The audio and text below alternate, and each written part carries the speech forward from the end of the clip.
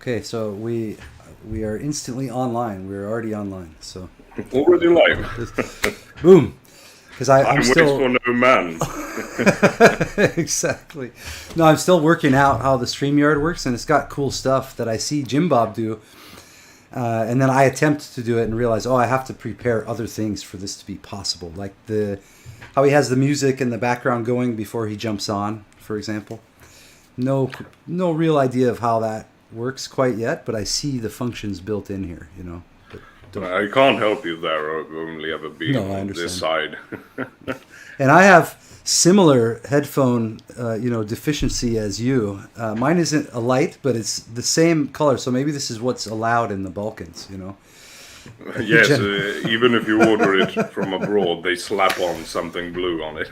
Right, it's on through the customs office on the way in. Yeah. So these, it's okay. I mean, they work, and then they have this handy gaming microphone. Oh, yours has that too. Yeah. So thankfully, I have a better mic that I can use for this. But it's a fine setup. No big deal. If it works, it works. No need to get fancy about it. Yeah, exactly. So I did bring some rakia. It's shitty rakia that I happen to have right now. I usually get it like from the baka, out in Bosnia somewhere, which is the best, right? Right. But homebrew. yeah. But I do have some shlivovica, so I'm going to toast you on the air here. I'm being outdone. It's too early for me to start drinking. I've only got my protein shake, so that's... Oh man, too early for you to be drinking. Well, I do like being awake before yes. 10 p.m. But it's a case where you as an American are drinking rakia and I as a Serbian drinking a protein shake. So So that is reality is stranger than fiction, it seems. Yes, the inversion continues, right? Thankfully not perversion, just inversion. Exactly. All right, so uzdravlje. And very nice. That might have been the first Serbian I ever heard you speak. I'm so used to hearing you in the British accent. Well, yes, and I've only ever mentioned things in Serbian on Jim Bob's stream. And I guess in the debates I was asked to speak a bit of it. And I did sing Happy Birthday as per request on David Patrick Harry's stream. So...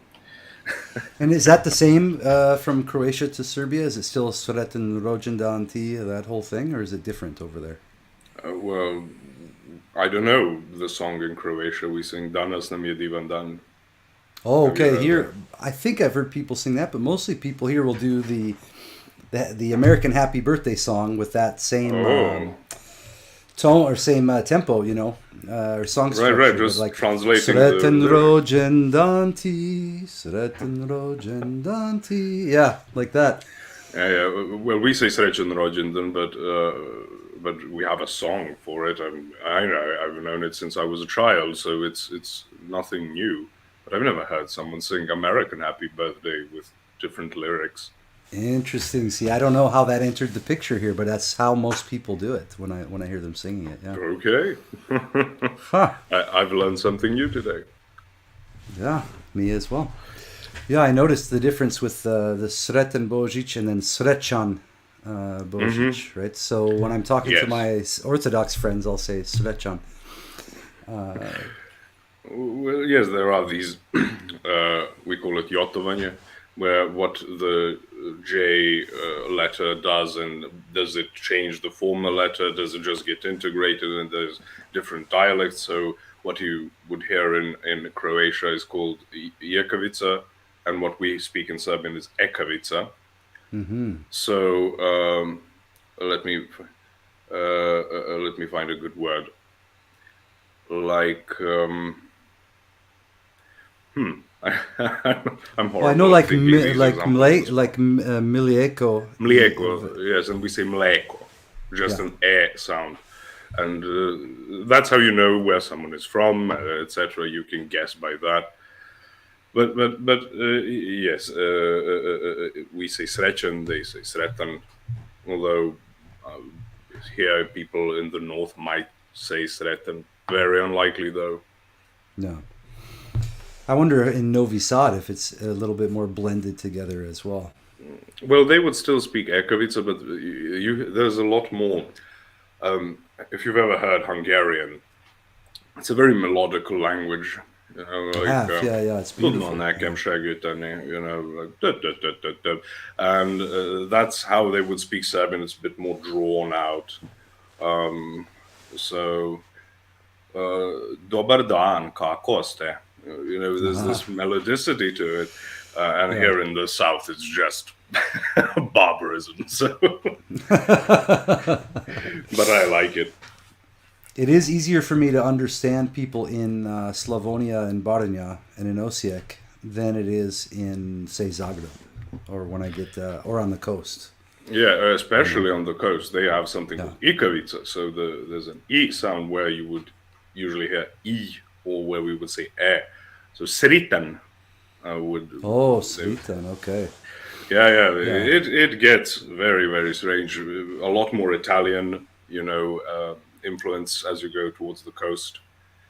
I noticed that in Istria. Yeah, in Istria. Yeah. Very interesting. Well, I didn't give much of an introduction, but it's nice that we dove into some of that, the linguistics. But for the folks watching, this is Posh Redneck. The way I came in contact with you, Posh, was on the streams made by Jim Bob. So for anybody who happens to watch this who hasn't heard of him, he's a, let's say, political cartoonist, meme creator, all around kind of fascinating dude. In my view, exhibiting his own transition and deepening of Christianity, morality, faith, entrance into the Orthodox system and practice of Orthodoxy. There's a lot of cool things I've observed along his transition. And he's exhibiting it and being honest about it along the way. So there's something unique about that. He's not presenting so much the case for Orthodoxy. He is occasionally, but he is his own best exhibit. You know, even the way the attitudes have changed and the way the reactions to other people have changed. So there's a lot that can be gained by watching his channel, kind of with an open mind and open heart. So it's with that attitude that I've started to learn a lot.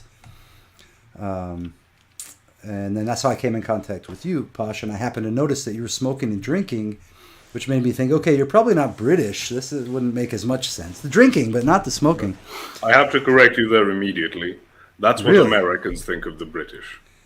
Yeah, but you think this is how a typical Brit would sound, whereas the British would think, if they didn't know I was a foreigner already, they would think I was some posh, which is where the name comes from, some rich, aristocratic child. Whereas when we Europeans think of the British, we think of the football hooligans. Yeah, right, bruv, you know, Shivyananya, you know, that's who we think of. And we think of them holding pints, you know, so and smoking is more something that was slowly cut down by pricing, not by it not having been present in the culture beforehand. Right. Yeah, there was still some of it there last time I was in UK, but less so than Balkans, less so than Croatia and Serbia for sure. A lot less. Yeah. But yeah, so somehow I became aware that you were in Serbia, and then I'm in Croatia, so that was an instant, you know, basis for some connection and for some sharing and learning. And then of course the Orthodoxy connection, and as I mentioned the one time that I did come on, Jim Bob, and hopefully we'll both be able to go on tonight. The topics were kind of lining up for a discussion that I'd be interested in. But what I want to talk with you about tonight is this connection with Orthodoxy, number one. And we don't have to go super deep into it. We can if it happens to occur. I'm open to the drift. But it's that I had noticed that an inordinate number of my longer-term clients, and if you just for a refresher, I offer like this body movement breathing thing, no religion, no belief system on top of it, nothing like that. So it's differentiated from self-help and all that other garbage and therapy and healing and all that shit. But it's like breaking down the chronic tensions in the body in order to make people aware of the incoherencies in their minds, which I call the fake suffering of the mind. Differentiate from any kind of legit suffering, but fake suffering meaning like sitting at home, you're totally safe, and you're fearing imagined catastrophes in the future. That's generally, and reliving catastrophes of the past or pains of the past. So as a counter to what I understand as like joyful mourning, like I've heard presented by Father Spiridon, or something of that nature, you know what I mean? Like that's of a totally different character.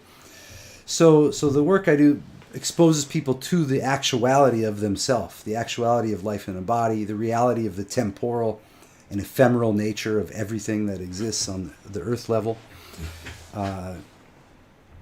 And so an inordinate number of these clients who had diligently practiced over the years found their way to Orthodoxy. And then eventually the word of that got back to me. And I was kind of like, at first, delighted that people found their way to a faith. And I started to realize through even my studies, even my biblical studies and scholarship and biblical Hebrew and all that, I only had an intellectual understanding of Orthodoxy. Just like before I went to Colombia or came to Croatia, I had an intellectual understanding of the place. And as soon as I get here, the intellectual understanding is destroyed. It's useful to a degree because you can see where it was wrong. So, I needed it to fill, it's like a placeholder. But then once I got here, or once I got to Colombia, I was like, oh, okay, so this is what it's like to be in this place. And then you start gathering the raw, real data. So Orthodoxy, I'm realizing, was the same thing. I had an idea of it, but I had no clue the depth and the breadth and the beauty and the, let's say, the texture of, if you zoom out, sort of the texture and quality of it as a faith, as a doctrine, as a tradition that's been defended and kept alive through in such unlikely fucking circumstances over all this time. It's unlikely that it would have survived, unless you start to grasp, the forces that would keep it alive, namely God and Christ, of course. So I became aware of Orthodoxy, and I noticed all these other people kind of had gotten into it without me pushing them in that direction. And I had that begged the question, like, what would it be about just returning a person to their childlike awareness, overcoming the knots and the bullshit in the mind, getting out of the world of words and feelings back into presence and attention and actuality? How would that lead a person, to, especially from the West, to go inquire into Orthodoxy specifically, rather than one of the million Protestant churches or Catholicism, all of which are readily available at the strip mall, So I was curious specifically about what your take on that might be. Like what do you see in that? How does that actually work? Well, personally, so again, I can speak as an Easterner, my perspective on why I think that would happen. I can't verify it personally from experience. Again, as you said, I have more of an intellectual understanding of the West than being there and living there. But if we look at developments in Christianity in the West, in the second millennium, in the Catholic Church, you can see this changing of focus more on rationality, more on reason, more on Aristotelian thinking. Thomas Aquinas was very instrumental in this, and to this day you will also so many Catholics. So Thomas Aquinas would say, very rarely do they go further back, into the first millennium, because this was sort of a breaking point of this mode of thinking. And another thing we see religiously is this shifting of the focus from the resurrection to the cross itself, right, to the suffering, to Calvary, and all of that, which is where all the associations with guilt. When people think of Catholicism, they think of someone feeling guilty or having guilt thrust upon you. You're causing all of this suffering. You're evil. You're wicked. You're this or that. Because it hasn't focused on the resurrection of Christ, which is still the main focus in Orthodoxy. And this isn't just him standing up again. If you look at the word in Greek etymologically, anastasis, it means to re-stand, but there's a deeper meaning to it. It is also part of it is his assumption. He once again is in his now glorified human form. He is now reigning over everything again. And because our focus is on that, there is much more joy. There is a lot less guilt. There is a lot less of a focus on how you emotionally try to rectify your shortcomings. So, of course, I'm being very broad about it. Sure. I can't get too into detail. We'd be here for a long time. But from there, you get to Protestantism. And in Protestantism, the problem you have is now the focus is almost completely on the cross. Christ died for your sins. You intellectually are supposed to assent and accept, that is what cleanses your sin. And now you're good. You're going to the good place, not the bad place. And unlike things that keep Catholicism as a unit, this hierarchy, this authority, this can now be disregarded. And also tradition, which still means that Catholicism has spiritual practices to it. It would be different than how we see them in Orthodoxy. It becomes more technical, more legalistic, but you pray the rosary because that has certain effects. Grace, how much grace you get, which is terminology that is foreign to us, like amount of grace. right, like a transactional kind of. Yes, and people think I'm being uncharitable, but no, they had this idea of treasury of merits, and apparently you can qualify it, and you can use them to get people out of purgatory and whatnot, which is in part what Protestantism was responding to and why the opposition was so radical. And all of this to say that in Protestantism especially, spirituality is replaced by emotionalism. Because you've done the intellectual part. You've accepted Christ, having died for your sins. So what do you do now? Well, whatever it is you want to do, and then there are people who take it in political directions, in social directions, cultural directions, but there is no uniformity to it. There is no not calculated but prescribed way to try and participate more in God's grace, because it's all done already. It's finished. And I think that leaves a lot of idle hands, and idle hands are the devil's playground, right? And as people start to delve more into theology, everything is so radically changing right now in Protestantism. Drag queen story hours in churches. Oh man, I know, that's so crazy. And yes, they genuinely, many of them, to their credit, like to their, I mean, I'll be good faith as possible here. I knew a lot of these liberal types. This is the real danger of it, is many of them have been so duped into this, like you said, emotional sense of doing good, that they really believe, like, oh man, we really need to do this drag queen story hour to show everyone that these people are okay. You know what I mean? They're actually thinking their whole mindset is broken, but for them, they're actually, like, my mom would have been someone probably who would have said, oh, these people are so abused, we need to support them and to help them. You know, she wouldn't be able to listen to reason, but she would have, her heart was pure in it, you know. I know for certain it was. And that's the depth of that darkness, is they're using the purity of heart of the fucking people, man, of the leftists, of the traditional liberals, to weave this web of darkness, of utter darkness and abuse. Communism is really based on that. It is how it operates. It's how it fuels the bloodshed. I mean, how it fuels the people who commit the bloodshed, because they think they are trying to rectify all of these problems that have arisen, and what ends up happening is they commit evil. And as you said, you know, when they say Christ came to the sinners, they wouldn't even consider, we're at a point where even it's not even a sin, it's something to celebrate.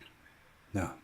Because they still have this idea that these people are on the fringes and we need to help them and embrace them. It's what Christ would have done. Why? Because they can't, at least this part of Protestantism, there is a conservative part of conservative, oh bloody hell, conservative part of Protestantism, which is like the more modernist type, and then you've got the postmodernist types. And because they don't have tradition, because they don't have spiritual practices, as I said, this becomes political and social, and it bleeds into all of this. And there are elements, of course, of direct subversion, both ideological and from intelligence agencies, and that is also present in the conservative part, especially with geopolitics and a country we shan't speak of. But you see how that happens, because you've got idle hands. And irrespective of how you twist it, you can twist it very easily.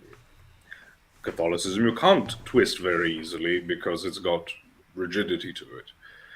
And Orthodoxy is so difficult to steer even in any direction, because we're very rigorous about it. Even in Catholicism, the Lent is almost a non-existent thing. It's reduced now to don't eat meat on Friday.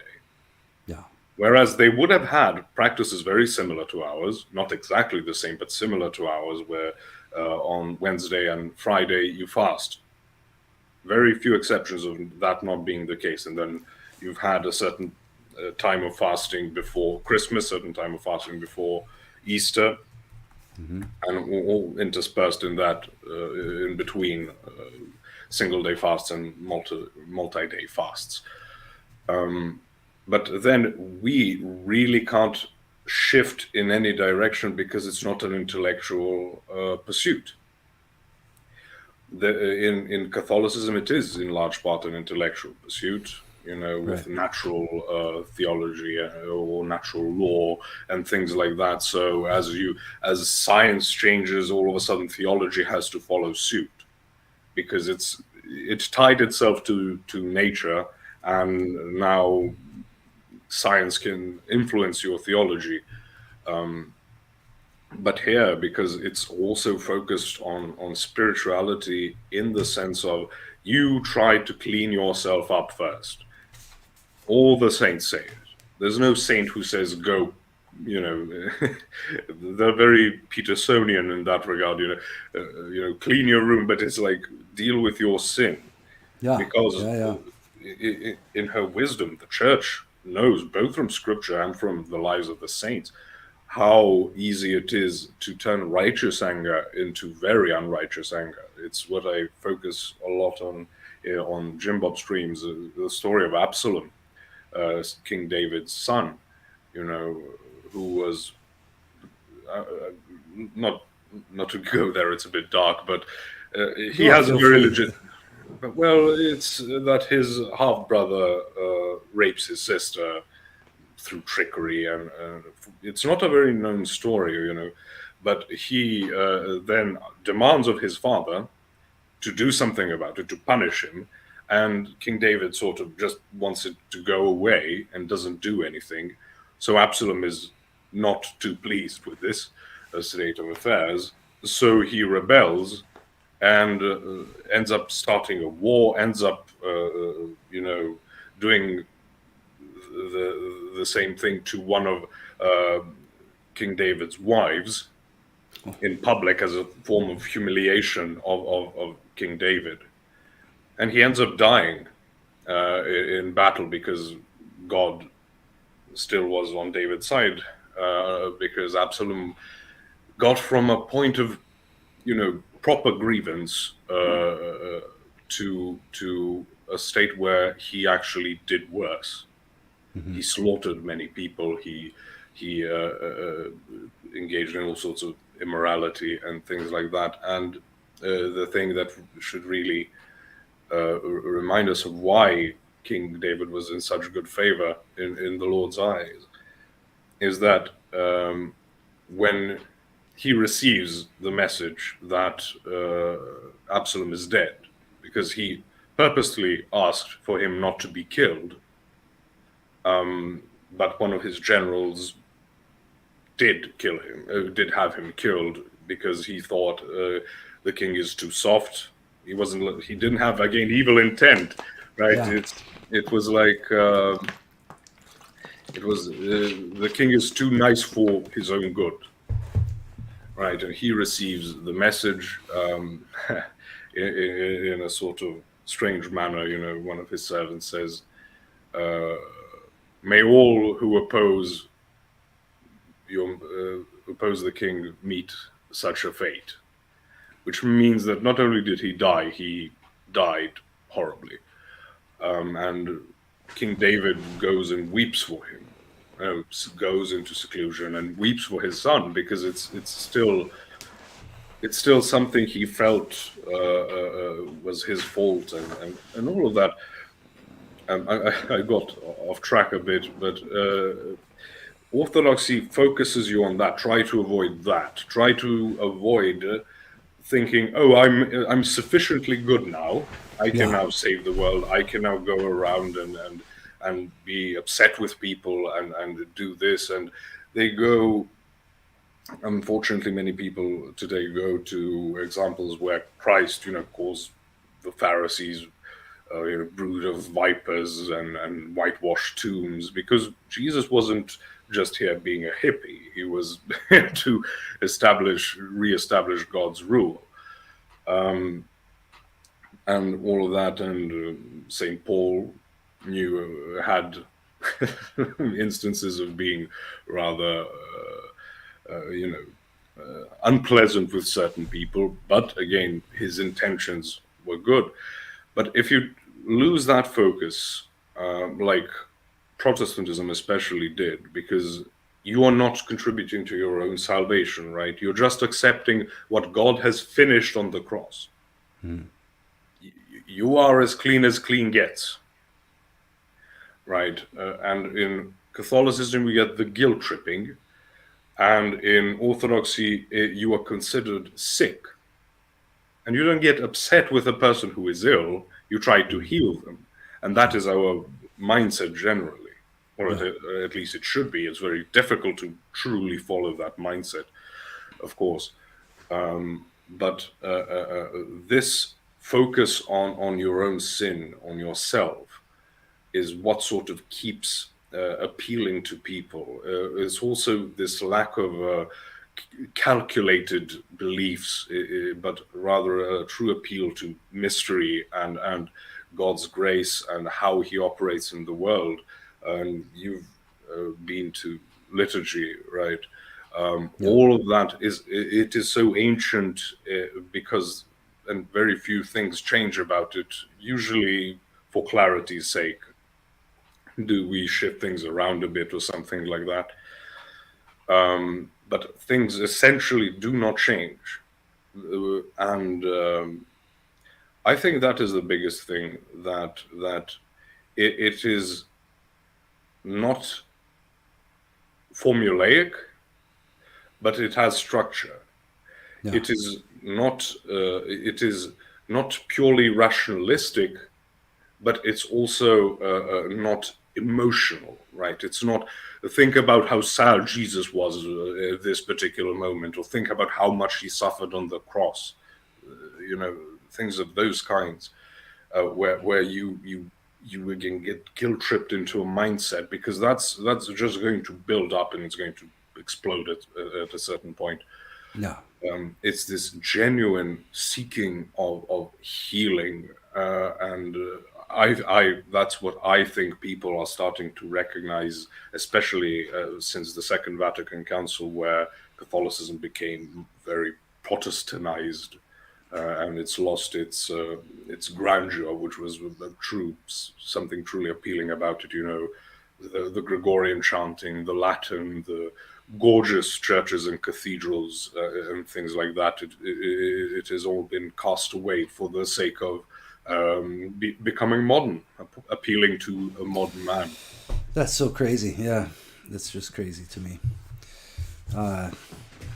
My own journey into Orthodoxy is kind of fascinating too. That I realized looking back that I had been in a Russian Orthodox church in Eugene, Oregon, without realizing the nature of it. I always knew vaguely that there was this Eastern Orthodox thing and that it was different from the West. And like I said, in the spiritual marketplace, let's say in US, you have everything. You have, I mean, like stuff that would probably blow both of our minds is going on there, like Satanists at the strip mall with with like a outreach program. I mean, there's everything. Yeah, the Baphomet statues, and then you've got the liberals, the liberal Christians, and you've got the conservatives across the mall and whatnot. Yeah. So you have just an insane array, which in a certain sense is beautiful in that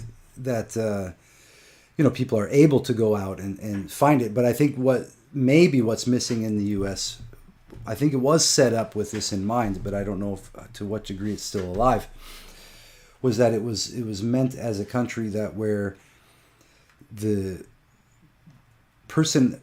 individual could take it upon themselves to ensure they had a coherent worldview and they weren't obstructed by the oppression from the state in order to seek that out and to do so.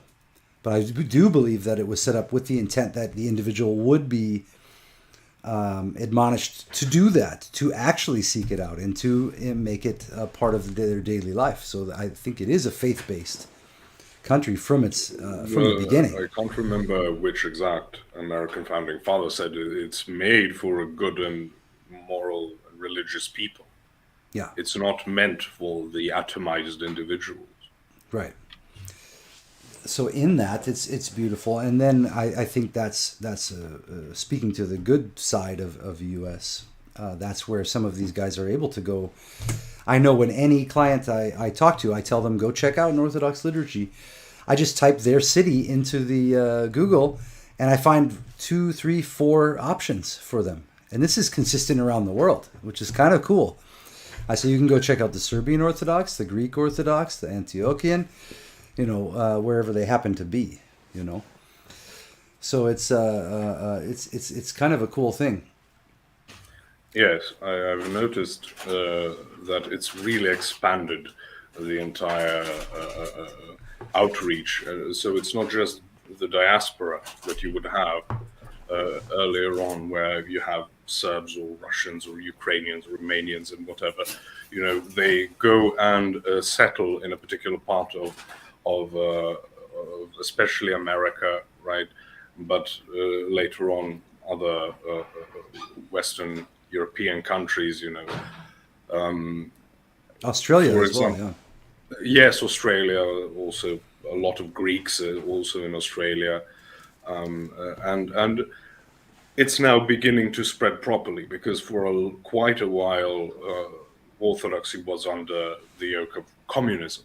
Most of Orthodoxy. So Russia, Ukraine, Belarus, and Romania, Bulgaria, Serbia, Montenegro, Macedonia, etc. All of these countries were persecuting Christians. So a lot of churches were destroyed, a lot of priests and bishops and were killed, and becoming a seminarian was either going to be you choosing to be a type of servant of the state, or it's signing up for a very, very difficult life, because at a certain point, the killing spree had to stop, and it became a lot more soft and indirect, let's say. Yeah. So, since the 90s, communism fell apart. The old-timey communism it's left in China, but it's rebounding, and the people who have left have also established Orthodox communities there, and I'm happy to see that when people contact me, or when I can find them a church nearby, as you said. Yeah, isn't that fascinating? It's like there's so many. It is kind of mind And blowing. also, they always try to make it the best they can, because they feel like they're representing their faith in a foreign land, right? So Right. they're not going to be. They're going to go all out. Yeah, I notice even the architecture. I haven't found one yet that was like a typical, strip mall church. Now, if there was, I wouldn't fault them for that. If they're just getting set up or whatever, better than not. But they had traditional structure, you know what I mean, with the domes and the paintings and everything, and blown away. Yeah, I mean they must receive some support from whatever, what I don't know how you call it, whatever authority structure is it? I forget what you call the Yeah, the divisions. hierarchy, the ecclesiarchy, of Yeah, course they get it. Um, in fact, it's a pretty big revenue stream for the home country, the church in the home country. People in much wealthier countries. right, right, So there's also that motivation, which isn't a particularly good motivation, but a right. very practical one indeed. And yes, I've seen people who have churches in America that were converted from synagogues, from Lutheran churches, from Anglican churches, from just Baptist churches, all types of things, and they try their best to maintain, because it's no cheap endeavor to build a traditional church, and they try to make it as orthodox as possible, Yeah, as we would have it here, where you can start from the ground up, it being ad orientem, right, facing east, and then the classical structure of the church, which would also be the case. Aesthetically, it seems very different, but the basics are still there in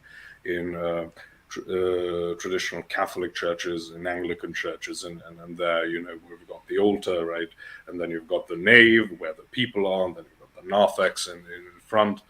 And the basics are there. So this is an extremely ancient thing that is trying to be maintained, even when you build ones nowadays. We've got one being built in my city right now, and the current church I go to is from the 9th century. So wow, imagine that. very cool. Yeah, that is beautiful.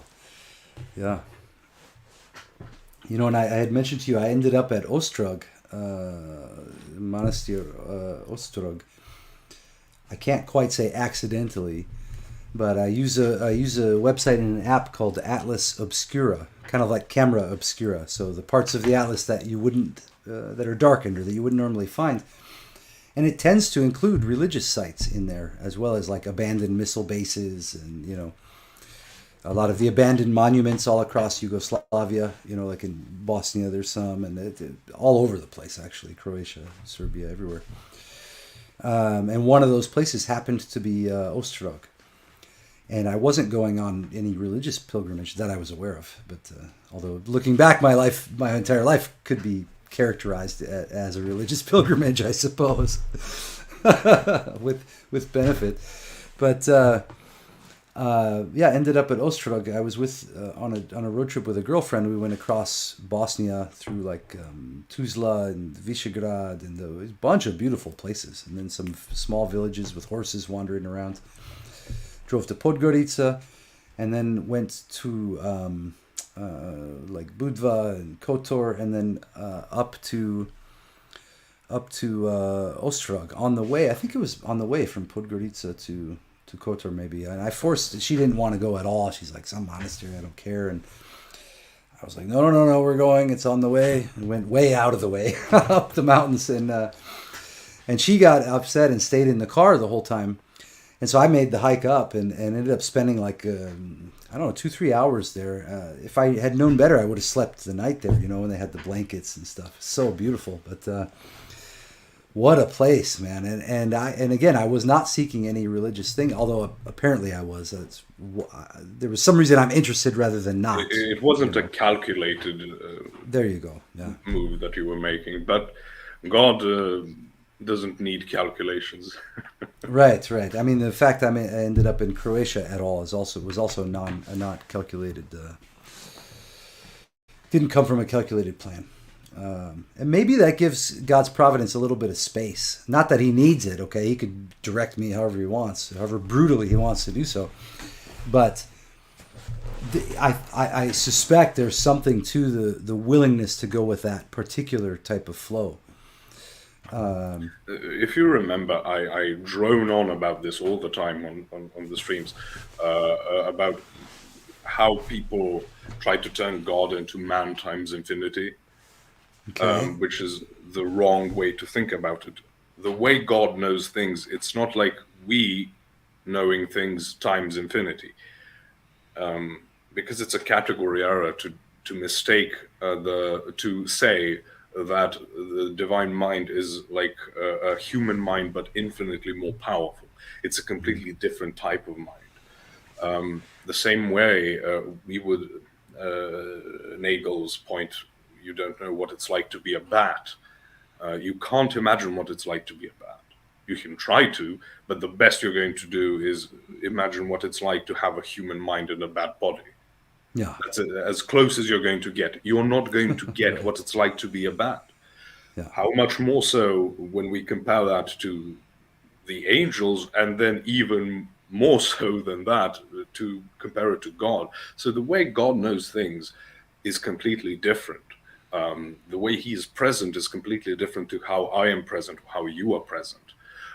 And this category error, this mistake, manifests in things like predeterminism.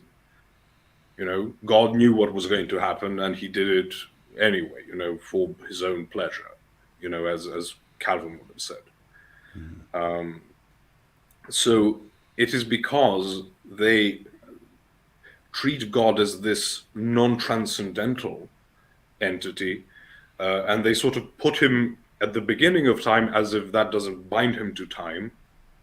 And then they say, oh, He knew what you were going to do, but then how could you make a decision that He didn't know you were going to make? And also not effectively meaning He made you to make that decision. And because this is the rationalism I was talking about in the beginning. This is if you break it down logically, that makes perfect sense. But that is not what we read in the Bible, because God is so beyond description that we cannot even entertain properly the question of, okay, did God make you? What is providence like? Yeah. What we know is that it isn't predeterminism, because when you come up against scriptures like God does not desire the wicked to perish, but for all men to be saved, and you ask Calvinists, okay, so is there like a conflict there in God? He wants people to turn to Him, but also He made them not turn to Him. And then they say something, oh, there's like a desire, and then there's a manifest desire, or whatever it is. They say some rubbish, because they have tried to comprehend the transcendental with their limited faculties, and it always breaks down. Yeah, that's a good exposition of that situation. I looked back, even it's kind of fascinating. Well, I was mentioning Ostrog, and actually the entire time in Montenegro would have ended up being at these different Orthodox places. There's a floating island.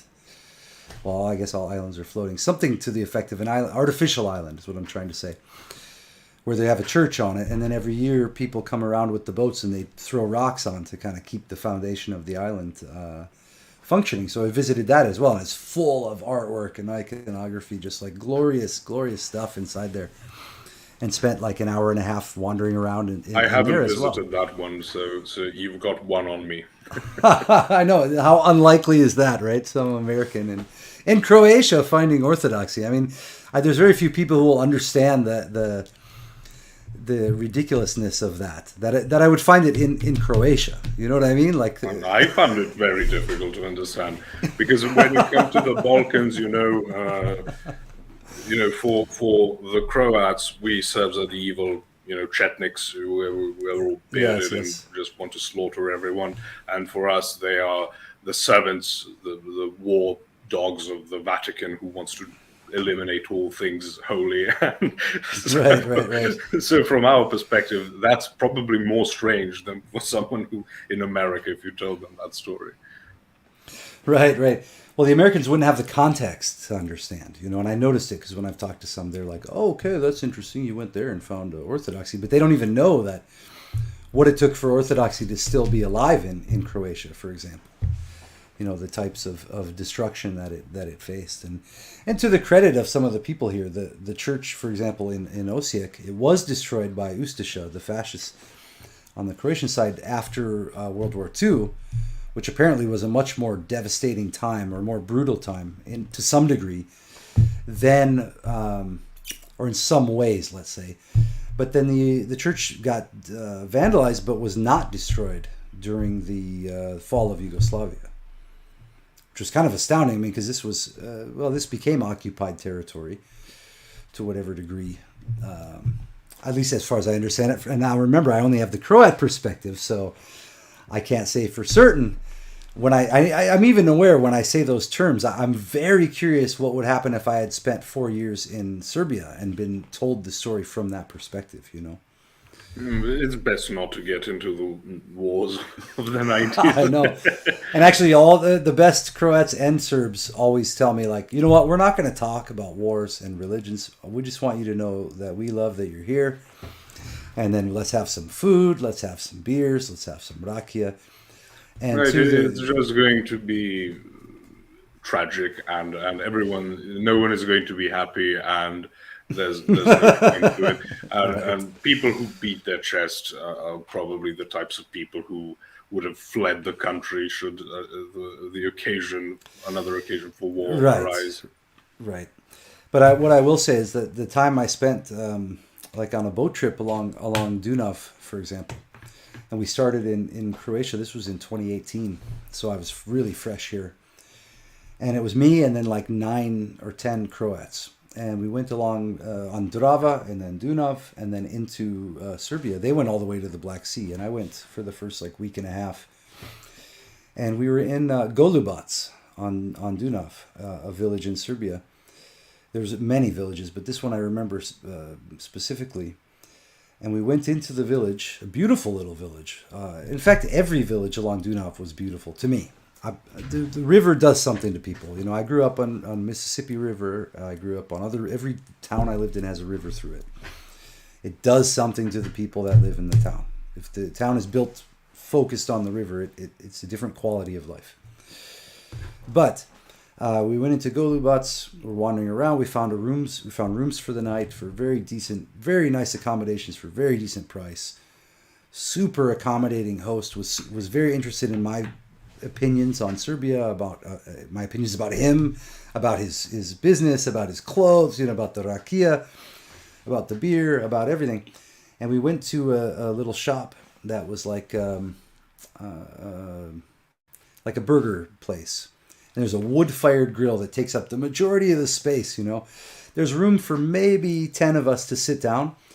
So he immediately recognizes, he's like, oh, there's some Croats, there's an American. And he kicks out his regulars who are just there drinking, Kicks them out. I mean, in a very nice, gentle way. But he's like, okay, you guys get out of here. Get out. We need space for my new guests. What could go wrong with drunken Serbs and Croats? So he throws them out, starts up the fire, and he starts making us these dinners. And it was like this. It's the most amazing burger I've ever had in my life. I mean, and he was spending time with the meat, and working it, some magic on it. I have no clue what. And it was giant burgers stuffed with like other meat, maybe slanina and some kinds of cheese and like. Yes. Oh my God, I wish I had it right now as I'm describing it. But so he serves 10 of us. And then we have beers, giant bottles, giant plastic bottles of beer, and we're sharing it in 2 liter. glasses. 2 liters, yes. It's about 67 ounces for people Yeah. who are American. I know. So people think the 40 ounce is the standard, but no, it's something far bigger. So, and you can find people drinking them out in front of the convenience stores too. Absolutely. But the police harassing those people is much less likely as well. So, so we go in there. He serves us the most amazing dinner, and then we try to pay, and he's getting visibly angry. He will not let me pay, and it was the equivalent of like $20, let's say, for 10 of us to eat. So it was already underpriced, even for local standards, as far as I could understand when comparing to other menus. And I ended up throwing the money and running away. He's yelling and waving it. And then I guess the captain of the ship and my other friend went back later because we had this big tub of meat that they had marinated, and it was going to go bad on the ship overnight where we were sleeping on the beach there. So then that guy said, no, bring me your meats, And he washed off all of our shitty marinades, deboned all the pieces of meat overnight, cooked it all, and then had it ready for us in the morning at 7 a.m. So he must have spent a couple hours on this. I mean, this was a giant tub of meat. Wouldn't accept any money for it, And then I heard a story a year later when the captain went through Golubats again with a couple friends going to retrieve the boat, actually, from the Black Sea. That guy saw them on the street in the distance and was like, hey, my Croat friends, come in, come in, and fed them and had a whole couple hours of drinking and hanging out. And what I will say is that was not just an exception. This was pretty standard for our reception along that entire journey. And my reception everywhere I've been in Balkans. And the smaller the village, the more the reception was like that. Yes, that is also very true. So I want to mention this. This can be tied to something biblical because it's a huge thing in the Bible to be a good host. Mm-hmm. Right, and not just the Bible, a lot of paganism was also like this, because it is a point of pride to be able to say when you're, and what happens when you visit someone, especially if there's a granny in the house, you're going to gain like 3 pounds that day. Yeah. And what's the first thing that happens when you visit a house? Would you like some coffee? What type of coffee do you drink? Would you like some rakia? Because that goes well with coffee. In fact, it's one of the best things ever. But it is. I agree. Especially if it's Slivovica, so the plum-based one. Others are also good, but not as good. But that's what you get. Then you get offered like desserts because they go again well with coffee. And then if you come at the time of lunch or something, you're always invited in. And this is something that has survived here, but it is very ancient. So in the Bible, you're always told to be a good host. But there's again to King David, the wealthy man whose wife he ends up marrying later on, his second wife, Abigail. And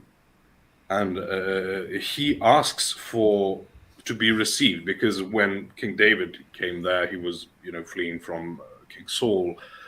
He wasn't King David at the time. Yeah. And he was, keeping the bandits away, basically. But he settled in the land of this very wealthy man. And he asks to be received and to get some food.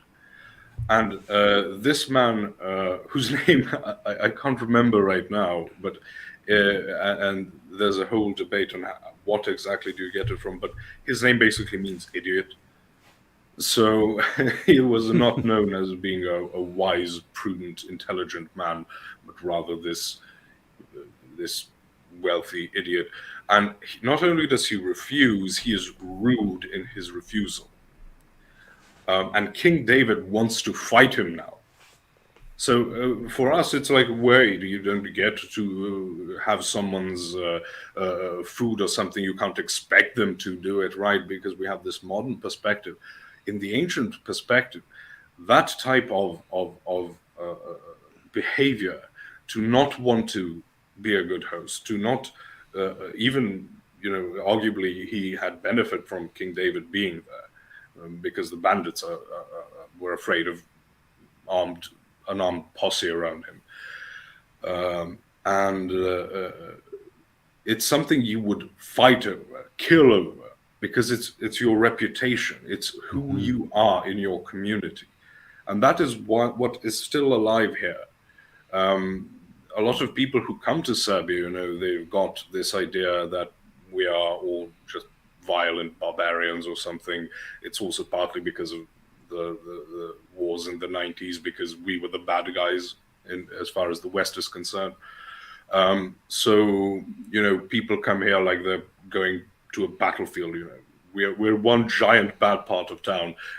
Well, there's still travel advisories from the U.S. I believe in the U.S. Department of State. They'll give a travel advisory for whatever country. I know for Bosnia, it's still on like an orange list. Not like red, like do not go, but like it was saying, look out for bombs in abandoned buildings, and terror attacks could happen at any moment. I don't know what it says for Serbia. I have not checked. But well, Bosnia is a bit different. It's this Muslim part, this Serbian part, and this Croatian part. No one likes each other. The only time you see Serbs and Croats agree is that we don't like the Muslims. So it's the only source of camaraderie. And I know my friend liked to go to those like proper neo-Nazi forums to read what people are saying, and there was this part for the Balkans, and it was like legitimately like the most radical people in Serbia and Croatia, and the only times they would stop spitting fire at each other is when they went after the Muslims. Oh man! So you see, we can agree on things, but yeah, Bosnia is different. But I'm telling you, then people come here and they're shocked that people are offering you can stay at my house, and they get constantly offered food and drink, for free. In Serbia, people sometimes get into fights over who's paying the bill, but not because you want the other guy to pay, but because he doesn't let you pay. We call that chastity. If you want to translate it, it means to honor someone. But every time something happens, moram da častim. I need to celebrate this in a way, but on your at your expense. And svaka čast, that's a word, that's a phrase I've heard. What is that? Svaka čast means is congratulations. So it literally means every honor, but it means all praise. Like it's all praiseworthy. So when you do something, someone does something well, you tell them svaka čast. Right. So, but chastity as a verb is something you use when you want to pay for something for people to eat and drink, right? But you see that is the old ways that live through tradition, not through some type of analysis or the way people try to construct morality nowadays around pragmatism, because it all falls apart. You cannot have this fake thing, because our ideas arise from our behaviors.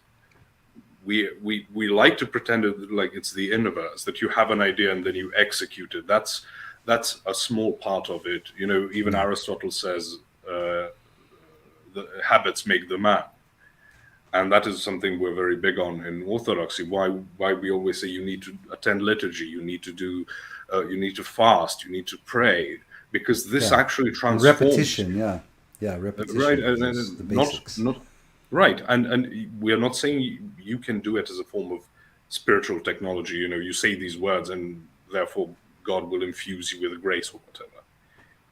No, you need to really do it. So when someone starts going to the Orthodox Church, any good priest, when deciding on what prayer book to give them or something, they won't give you some massive thing, like what a monastic would read in a day. Because you're just going to go through a couple of them and your mind will start to wander even when you start, even as you read, especially after a few times, a few readings, that you get some of it by heart and you can basically read while your mind is completely absent. We all had that, in school when you were given some assignment to read a book and you find it absolutely dreadful to read. And you read a page and you have no idea what you've just read. So we say start off there and then you can build up. The idea is not to get you comfortable, because when you come to a comfort point is where you should increase it. Yeah. Right. But that also applies to when you're a beginner. You should not put on too much of a load. So I was drinking the protein shake because I was going to the gym before we came on here. And the things you see at the gym, and I find it a good illustration of how we see spirituality, like going to the gym. And you're in a fairly large city, right? You're in a decent sized city. Not really. I mean, decent size, yes, but fewer than 30,000 people. Oh, so it's smaller than Osijek. Yes. Aha, I had no idea. Okay. No. You might have heard me mention the city of Niš, which is pretty big. No. Yeah. That's the one I thought you were referring to. No. That's nearby. It's like a 40-minute drive. Okay. It's the birthplace of Emperor Constantine. And they will not let you forget that. every 10 feet or so, there's a solid chance you'll hit your head on some sign saying birthplace of Emperor Constantine or something named Constantine. Right. Right. So you go to the gym and you see especially these young boys. Right. With women, it's really not that big of a problem because they don't go for very heavy weights, right? So they can get injured, but with the weights they work with, not really that much of a problem. Yeah. But when you see the poor form that they do deadlifts and they bend their backs completely, and you see their backs, and I'm just thinking, you are going to kill yourself. You're going to maim yourself. You're going to end up handicapped. If you hurt your spine, like, what more do you want except death? It's probably worse, to be honest. But and this is sort of how I see a lot of this Protestantism, especially in the United States, where it's this low church Protestantism, where Pastor Bob discovered the true teachings of Christ like 3 years ago and started a church. I see it as a bunch of these children lifting incredibly heavy weights with very poor form. And what happens then is what is engulfing the West now is apostasy. It is falling away from God because with Catholicism, you have the traditionalists who are very unhappy with Pope Francis, who is appealing to the liberals, but then the liberals don't really take the faith seriously. Yeah. So what do you do now? So if you have a Chad-based, Pope now, he's going to appeal to the traditionalist crowd, but you're going to have a problem then with, like, Francis is not liberal enough for the German bishops. I don't know if you've heard the story there. So the German bishops want to bless same-sex marriage, or at least same-sex relationships.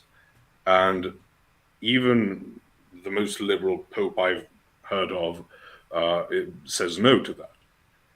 But the Germans bishops have, what do you call it in American politics, power of the purse or something like that, because in Germany you actually pay taxes to the Catholic Church. So it's a massive to here, source I suppose. Yeah. It's a massive source of income for the Catholic Church, and so it's very difficult to go against the German bishops. And that is I can't remember where exactly was. Oh, right, the whole poor form and lifting weights, right? So with Catholicism, the rationality is breaking down, where you have to have the Pope and he can't do anything wrong, but this Pope is wrong, but it's not the wrong where he can't be wrong, right? Ex cathedra, when he speaks in the power of his office, but you can't really define when that is, and it becomes lawyering. And Protestantism has been lawyering from the get-go, so there's no escaping that. And this is why I think so many people are falling from the faith in the West, because they're either going to get paper lawyering or the things that has been going on Jim Bob's channel yesterday, and the day before that to a lesser extent, and will continue tonight. The whole, if you've got two people who read the Bible, and because the source is the Bible is the authority. So if you have two people reading and have different interpretations, what do you do? And eventually, you have an irreconcilable problem. Yeah. If I can just read it and you can just read it, and we disagree, and we both believe we're guided by the Holy Spirit, you're right. Then what do you do? Right. Either the Holy Spirit is schizophrenic, or one of you is misguided and is following a different spirit.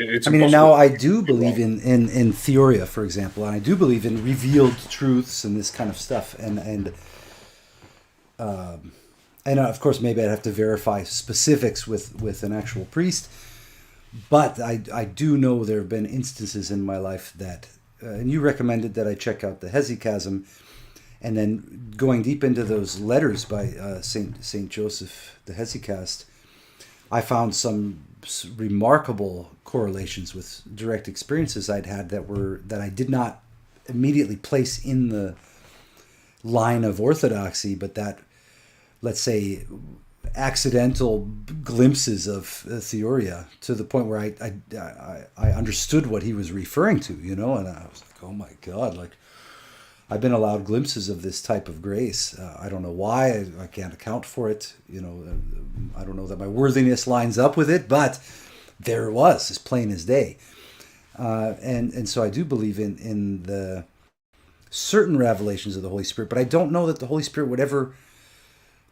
That theoria doesn't relate to logical analysis of biblical passages and then farming those analyses out to other people as if you know what you're talking about. The theoria is of a different category altogether. It's in a certain sense, it's not directly related to the Bible, because the theoria is a result of generally of praxis, which was biblical and related to the church. But then theoria was something where God kind of plucks you up out, and you wouldn't suspend your theoria to go check a Bible passage. It's absurd, because you're directly plugged in at that point. Yeah, so like as if God was absent, and you just need this intellectual rational pursuit. Yeah. Right. And this is where a problem that arises with sola scriptura, right? Just the scriptures alone. You don't need these people in robes, right? And whether you're Orthodox, so the robed people have beards, or in the West they don't, but you don't need them either way. But then whom do they appeal to? They appeal to the academia, right? They appeal what a to nightmare, yeah. And you have no idea how you did have some experience with, as you said, with biblical Hebrew and this, but the absolute quagmire that is biblical studies, because people always want to. What you have in academia is you are rewarded, or at least incentivized, to produce something new. Mm-hmm. A new theory, a new take on this verse or this event, because you need to write papers, you need dissertations, you need all sorts of things, so people will go for innovative interpretations. And there are people with PhDs in biblical studies who write papers about how the Bible has a problem because it says the Israelites were monotheistic. But we find archaeological evidence of all types of idols in Israel. And you think, okay, what have you read from the Bible? Like Genesis 1, maybe? Because Right. as soon as you get to Israel, it constantly, this is literally one of my favorite verses. There's no shadow of a tree small enough that you haven't placed an idol under it. Right. Yeah, I know. It's God constantly telling them, stop worshipping these bloody idols. And Yeah. this is a thing to remember.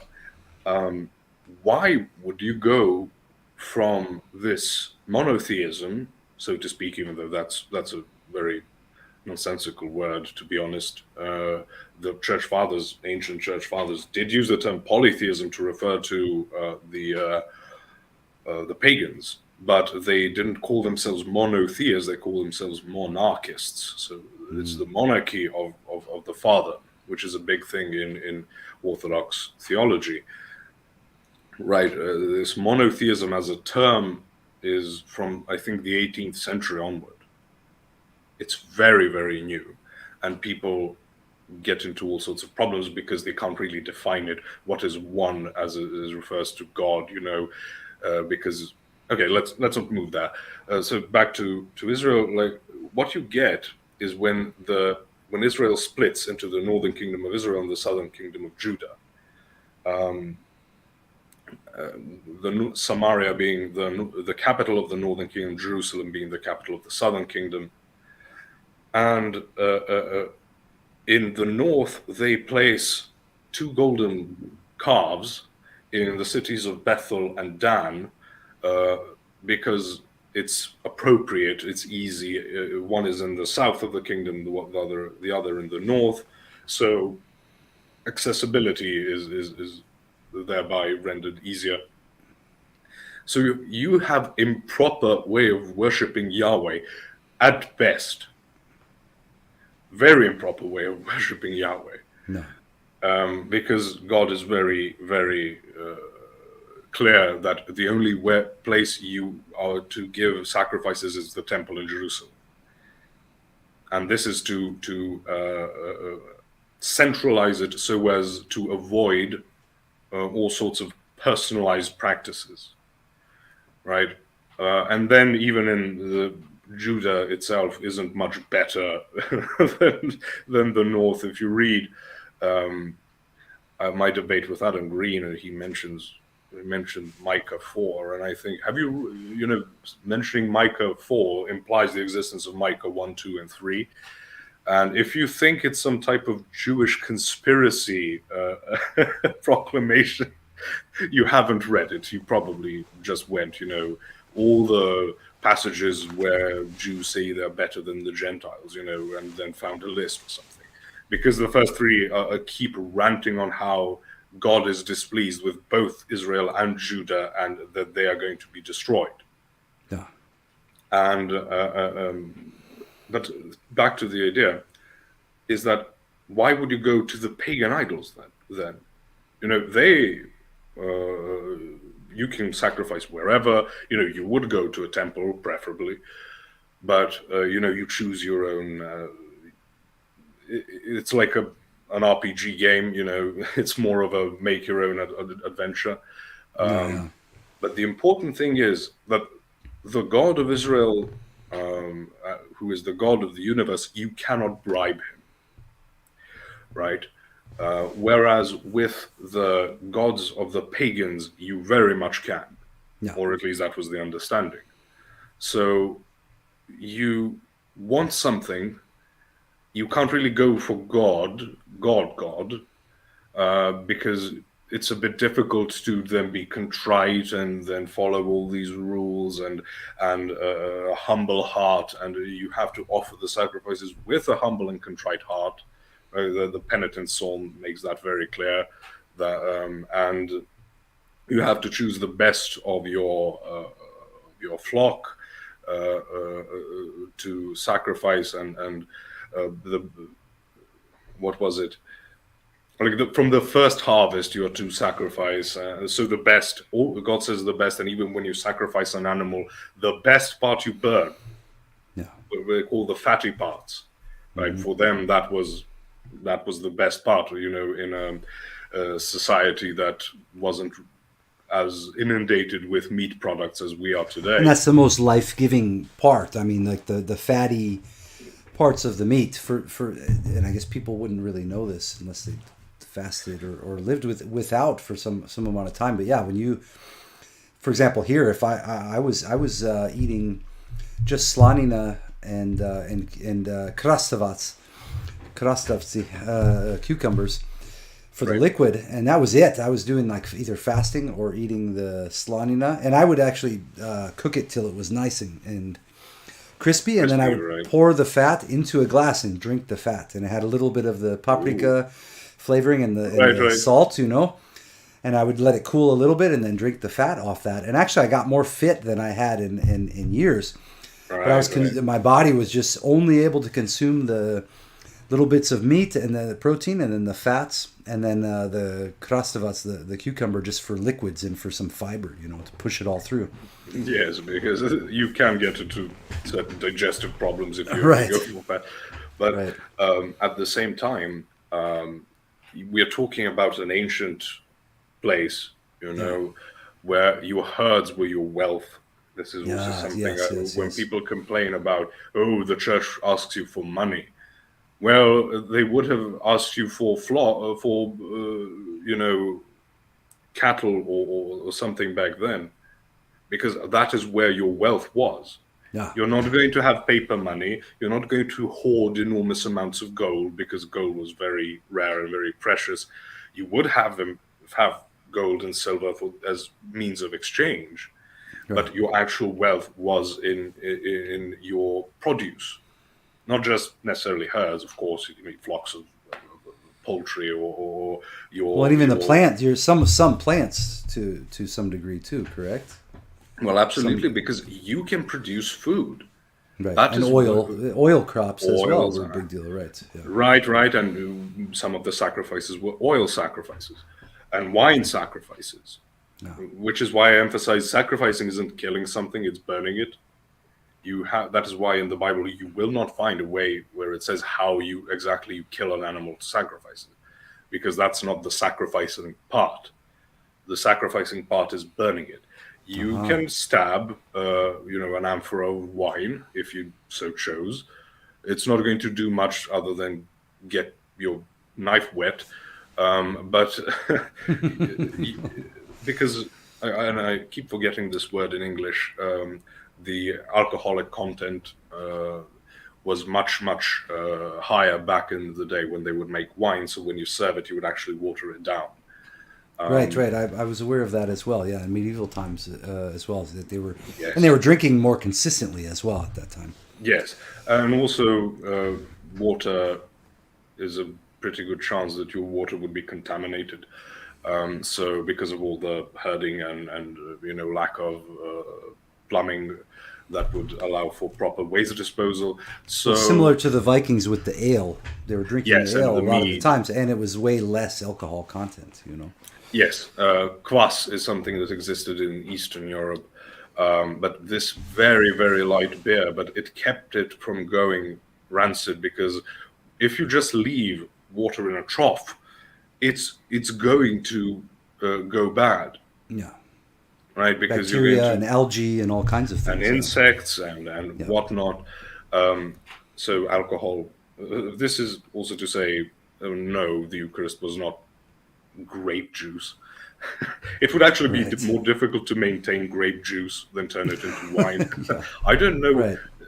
You see, because we live as modern people, we don't take these things into account.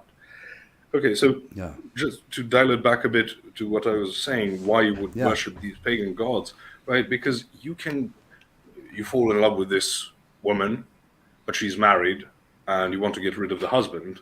So it's not going to work to go to the god of gods, as he is referred to in the Psalms, right?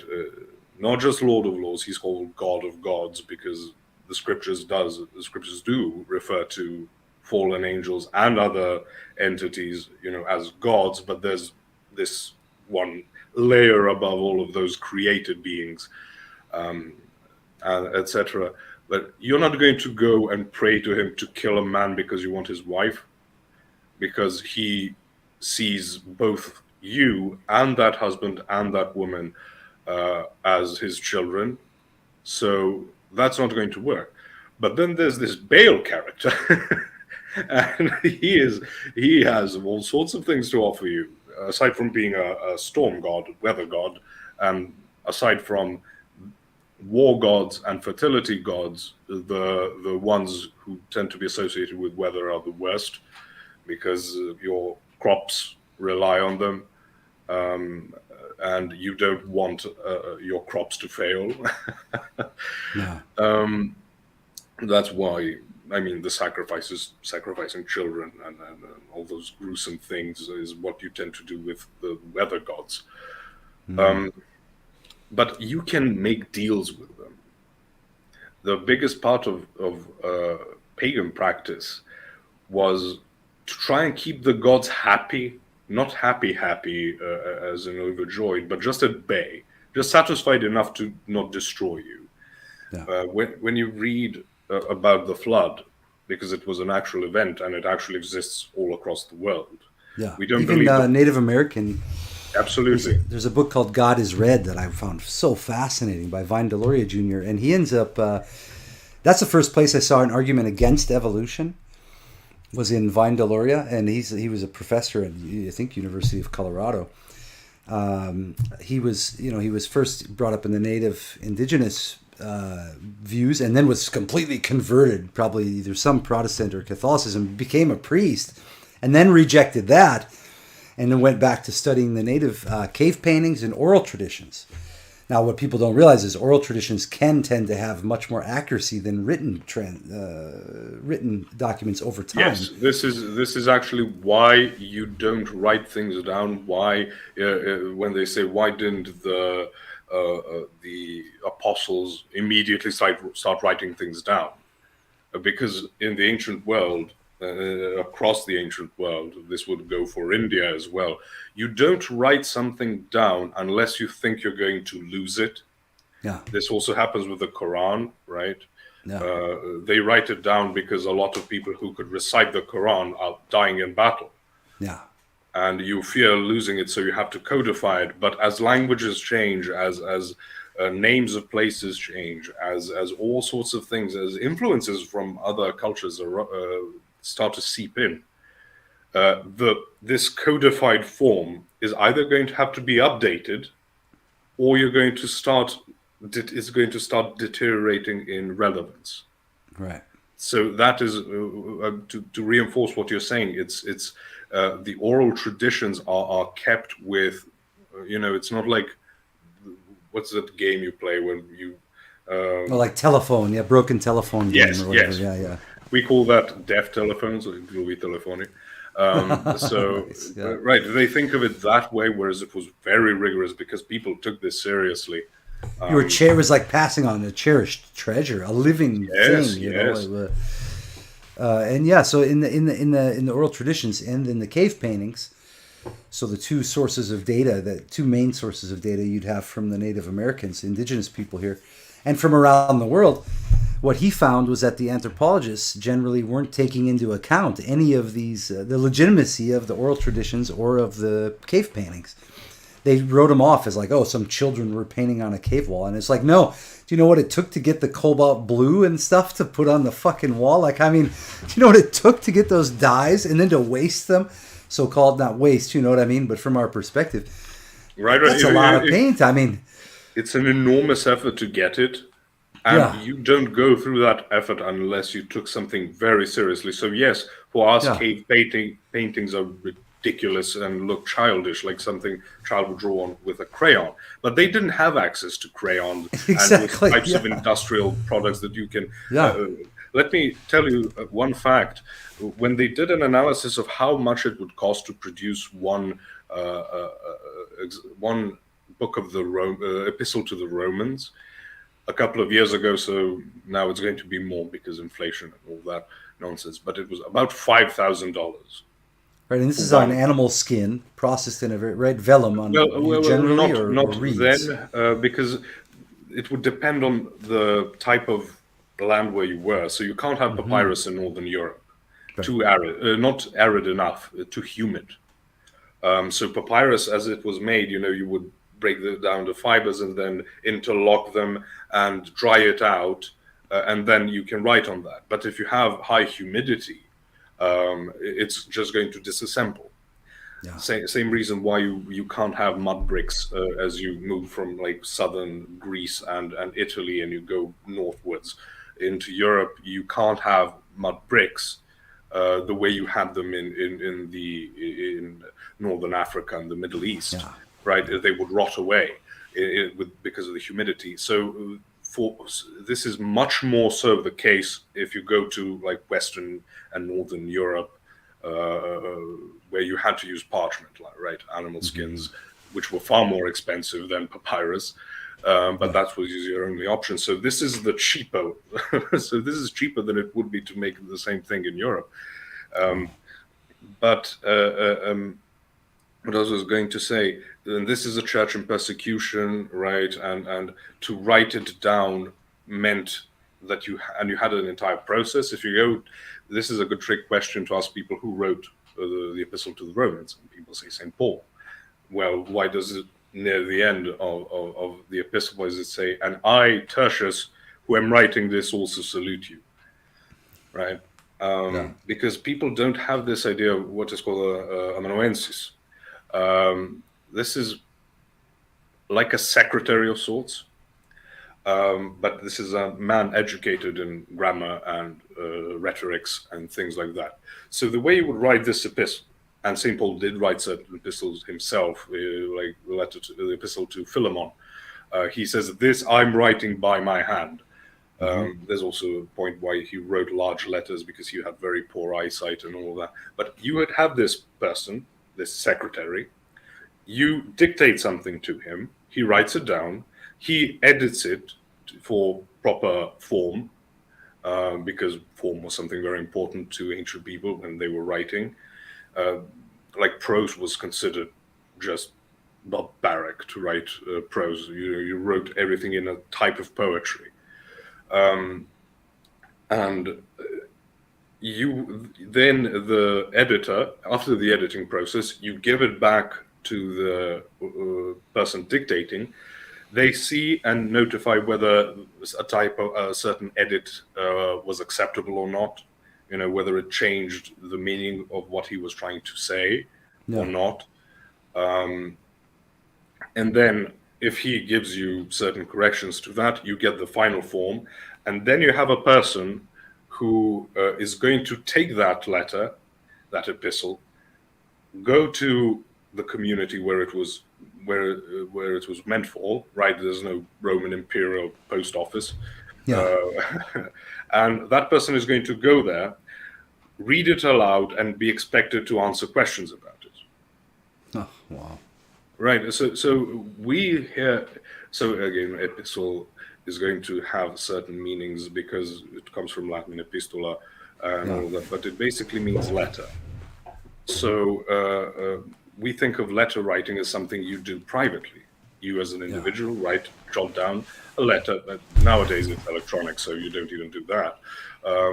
It's even less expensive.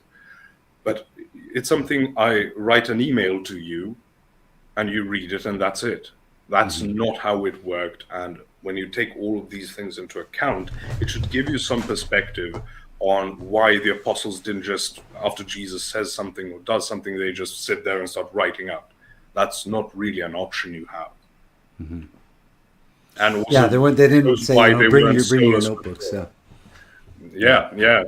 Imagine how much of the Bible you can just buy a regular notebook and a pen, like a ballpoint pen, for insanely low prices, and how much you can write with that. And you can understand why some people trivialize the expenses, the amount of work that in the ancient world had to go into producing literature. Yeah, I was lucky to have I had a class by the head of special collections at the University of Oregon. He was the head of special collections at the university library there, and he created a course called The History of Books. And there was various ways he would present the class. I happened to take it during it was the specific topic was the history of authorship and publication. And so we got into a lot of that. And the history of authorship itself was fascinating, where, they had the author of, like in a lot of kingdoms, anyone who wrote anything, it would be authored by the king. The king's name would be the author. There was no, and no one really cared. There was no ego involved with like, oh, I want to be the author of a book. Right. Know? And if you look at a lot of folk songs, right? Folk, like in German, they still say Volk. And when a German says that word, it's a bit concerning, but, or it can be concerning, and Europe is going to collapse. But it basically means the people. So when you say a folk song, it means a song of the people, because it would have been seen as such outstanding egoism and pride and vanity to put your name down as an author. And this is a big shift that has also happened. What used to make you a person was the community you were from. When you read the saints or read their names, they're Saint Irenaeus of Lyon, right? So he was a bishop of Lyon. Now he's Greek, he's from Anatolia, but he was the bishop of Lyon. That is what defined him. It wasn't his parents were, their surnames were of Lyon, or Thomas Aquinas. He was from the city of Aquino in Italy.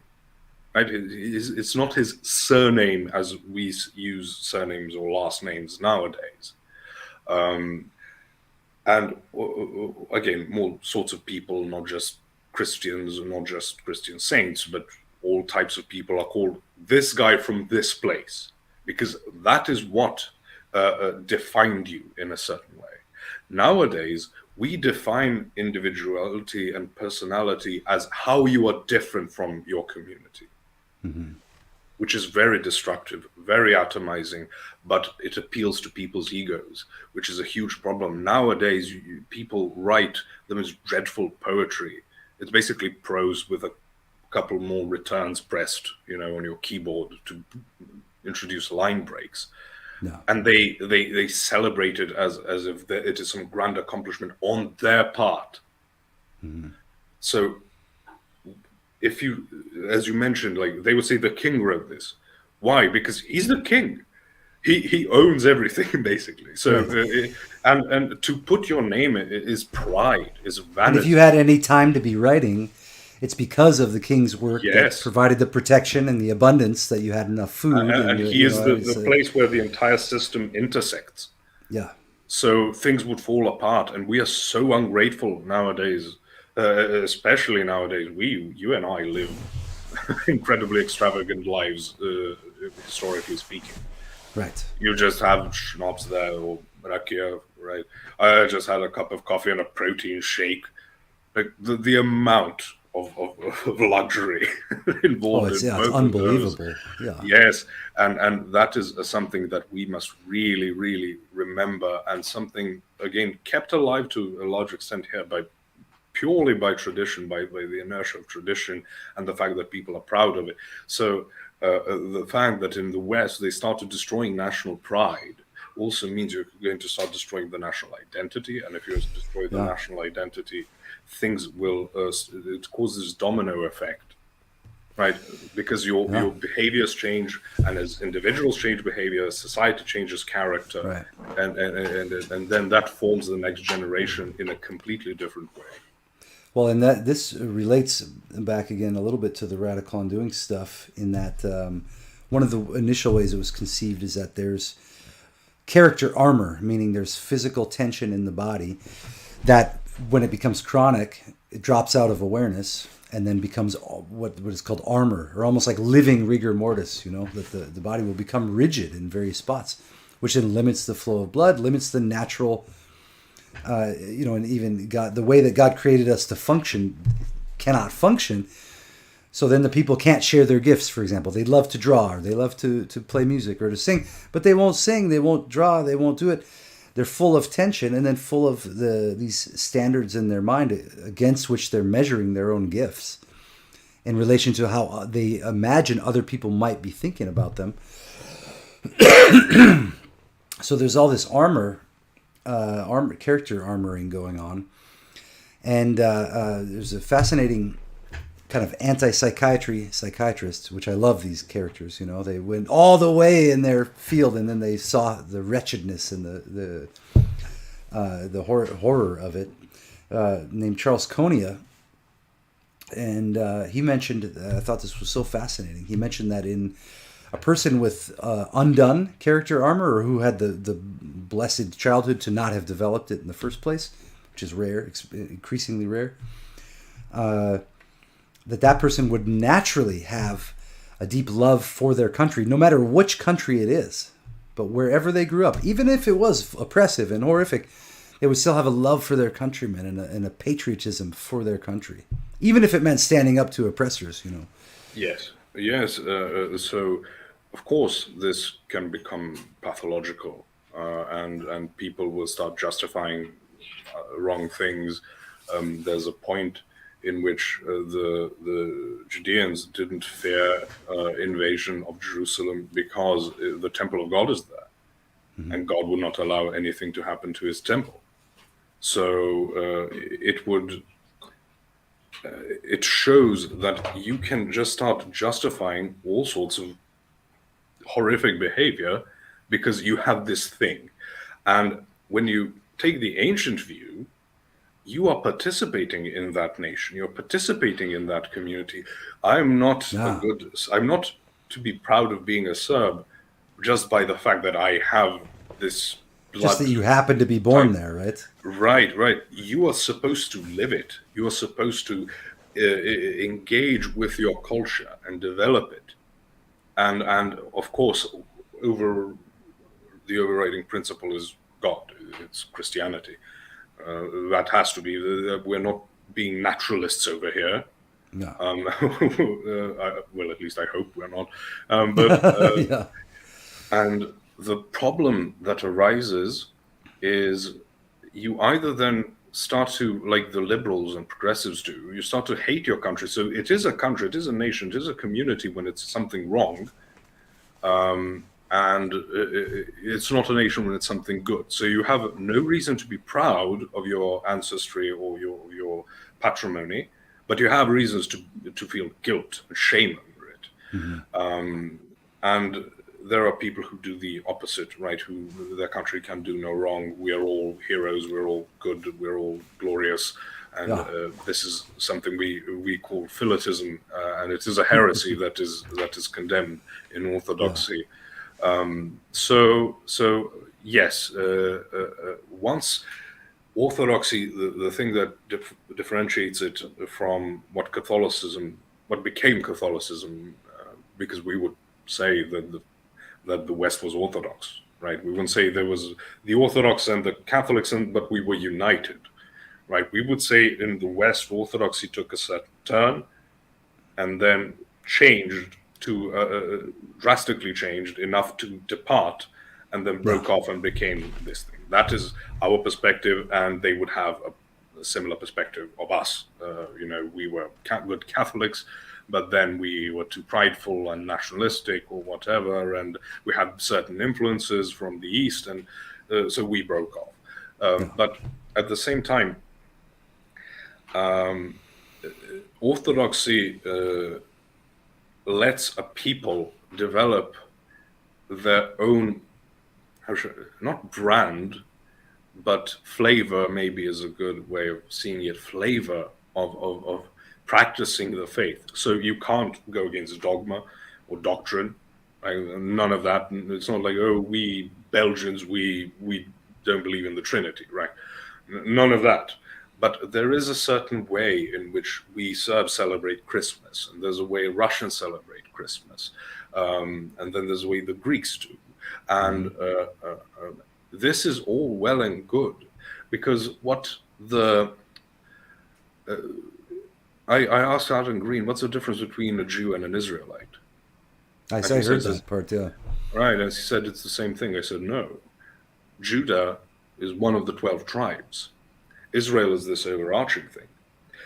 The church being the new Israel does not mean that we are all one ethnicity in the ancient sense, which is this cultural, religious. Aha, so that was sort of the base, you were picking at one of the bases of his core argument, right? Yeah. Yes, but he again didn't get it. He didn't get my intro, so I realized that approach. I noticed, I had a suspicion it was going to be downhill from there, because he, and for anyone who's unaware who happens to be watching this or watching this later, you can check out The Crucible, then there's the Adam Green and Posh. I have no idea where my audience and other people's intersects, but... Well, yes, he basically believes Christianity is this Jewish program to take over the world. And I debated right. So the truthers, he's kind of speaks to the truther communities in general. Yes, that particular part of them.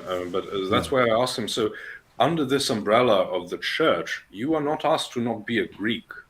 Mm-hmm. You are asked to not be a pagan Greek. You are asked to be a Christian Greek or a Christian Serb or Slav, right? Germanic, Frenchman or Irish or whatever it was, and of course.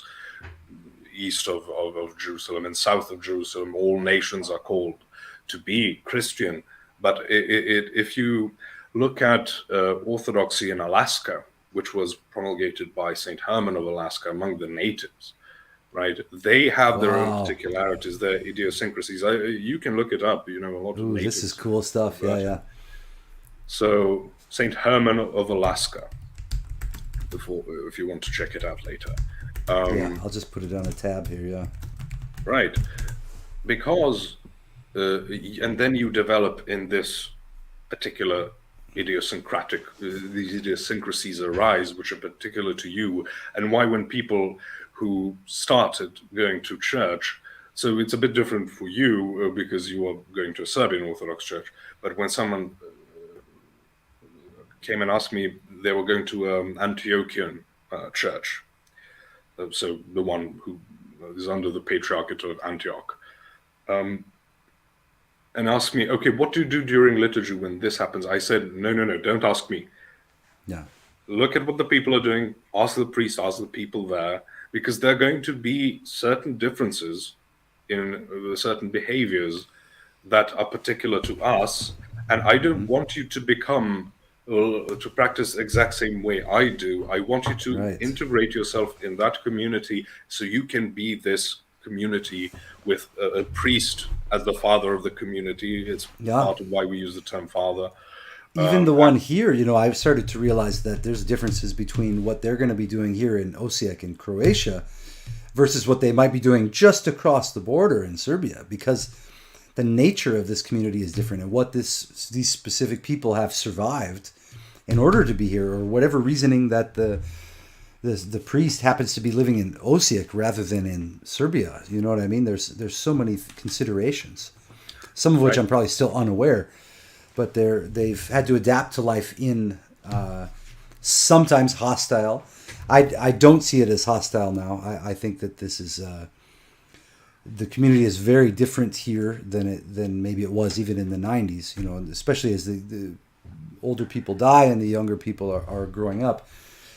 There's a lot less. It's still there, but there's a lot less concern. You know what I mean about there's some Serbs in the southern part of the town. I mean, people respect the building, and the space. It's not. Yes. It ossifies in a sense. The way a lot of ethnic communities in the U.S. would, in the enormous cities, right? You have cities larger than the population of Croatia, right? Yeah. Exactly. I know, it's crazy to consider. Yeah. Yes, but you have like the Chinatown part. You've got the Italian part. You've got this part and that part. And in the beginning, it's very aggressive, but then it tends to settle down a bit. And even though it's not exactly friendly, it's sort of a respectable distance that you keep between the two. Yeah. But again, all of this to say, it's about community, it's about praxis, and theoria is very important, but that's we should not seek any type of supernatural experience. We in the Orthodox Church are very wary of it. Right, especially dismissive of visions, even if you know it's from God, to throw it away anyway. Yes, all to the saints dismiss say, the visions. Yeah. all the saints say that God would rather you reject a revelation from Him, fearing that you might go astray, being led astray by a demon, than for you to accept it nonchalantly. Mm-hmm. Right, which is why this is the idea of prelest that we talk about, this self-delusion or being deluded by entities and things like that. But we are very big on that. In Croatia, you would know about Medjugorje. This something E. Michael Jones really rants about. He doesn't like it. I don't think it's papally approved. But this is the one in Bosnia, there by near Mostar. I think so, but I mean it's called Medjugorje, which means between the mountains. So it's right near Mostar. I've driven right past where the statue is and where the pilgrimage is. Yeah. Right, and it's a Catholic church, right? But allegedly, the Blessed Virgin appeared there, and all sorts of things happen. But again, not papally approved. But people really like it, and there is where you see the problems that could arise from trying to interact with idols, right? So it's not. I'm not saying there aren't special places and places of pilgrimage. You mentioned Ostrog. Ostrog is massive in Serbian Orthodoxy. Yeah. Probably the only more respected monastery in Serbian Orthodoxy is Hilandar on Mount Athos, right? The holy mountain in Greece. Oh, in Greece, yeah. Right. That is when you look at the three fingers that you have when you look at a map of Greece, it's going to be the easternmost one. And it is a monastic republic. It's actually, women aren't allowed there. It's just monasteries, monks, male monks, no nuns, and male visitors. Yeah. Right? Women are not allowed, literally. Haven't been for centuries. There's a story of a monk, Greek monk, whose mother died very early on, and I think his father died even before he was born. So he was given as an orphan to a monastery on Mount Athos, and he lived for something like 90 years, never saw a woman in his life. Wow. So it's outstanding, right? And Mount Athos is, again, an enormous thing in Orthodoxy. I would love to visit, really. I feel compelled to get there at some point. Yeah. Right, but again, if you're going with your beloved, remember that women are not allowed. Yeah, she's very aware of that, and I was kind of making fun, You can wait outside for as long as my visit lasts. Yeah. Well, but this would be a proper geographic, distance. I know. That's why I was making the case. Yeah. But there are, like boat rides that women go on, so they go around it, right? So you can look at it from a distance, but again, not allowed to be there. There was a Serbian emperor whose wife was sick, and he wanted to go there. And he brought the empress, and he is known as Dušan Silni, Dušan the Mighty, who sort of conquered most of today's Greece. Mm-hmm. So going up against him, not really smart, and he was something insane, like a more than 7 feet tall, right? Oh, man. This giant person who's been successfully waging wars since he was a teen, and all of that. So he brought his wife, and she was always carried around by male servants on this pedestal. Mm-hmm. So she never set foot on it. So he thought, well, she didn't set foot in it, right? he made his way in. There's nobody that was going to be able to stop him. And saying no to him wasn't really an option. But it's enormous fun to think about it. Yeah. but again, that's about as close as you get to women on Mount Athos. Ostrog, place of many miracles. There are many monasteries. People see it as miraculous. The problem being, if you start seeing that as a back door to God's grace, right? Mm-hmm. Someone you love is very sick, or something. So you know what? I'm not going to pray. I'm going to go to this special place. Mm-hmm. Right? That is idolatrous thinking. That is improper thinking for an Orthodox Christian. Yeah. So that is something, again, to avoid. So while we recognize holy relics, holy sites, holy monasteries, holy people, yeah, they are not there to be this easier route towards miracles and grace and whatnot. So that is something to really, really keep in mind. Yeah. Yeah, that's an important point, and it's kind of fascinating. It can be a beautiful point if a person remembers that. Then the real relationship is between you have the power to do the right things right where you are, wherever you happen to be, and that God is able to be there. Obviously, He would be able to be there. I mean, it seems obvious, but it's not when things get a little bit twisted and somebody's sick, and then you're going to go try to get help. And what's the point of that? God allows for such things. God doesn't make you sick because He's upset, or someone you love to get sick. Yeah. What happens is people then tend to get off that high horse, right? Because now panic sets in, and you are brought down. Because if God just lets you always be healthy, always look attractive or something, you think that's a blessing. This is the entire prosperity gospel perspective, which is a very pagan perspective, right? Because in the pagan world, the heroes are either demigods themselves, or they are somehow miraculous from the beginning. There's none of this. He was poor and sickly, always from a noble family and things like that. So they saw these things as good and proper, because if you're rich and talented and tall and good looking and whatever, you are blessed by the gods. But if you're poor and suffering, you are cursed by the gods. And therefore, you are not someone to be helped. You're someone to be despised. Right. And from our perspective, our God, even in the Old Testament, there was no mean God in the Old Testament. He says, I am the God of the slaves, of the sick, of the widows, of the orphans. And what He really, really gets upset over is when people stop taking care of them. Yeah. Because if you have something, if you've got a gift, be it money, be it some type of talent, it's not yours.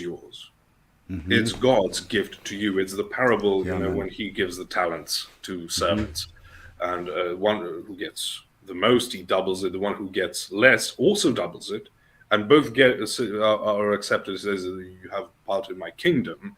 But the one who receives one talent, which is a weight of gold, by the way, and buries it and then just gives it back, he hasn't been a good servant. That is why it's not faith alone. You are called to help people around you.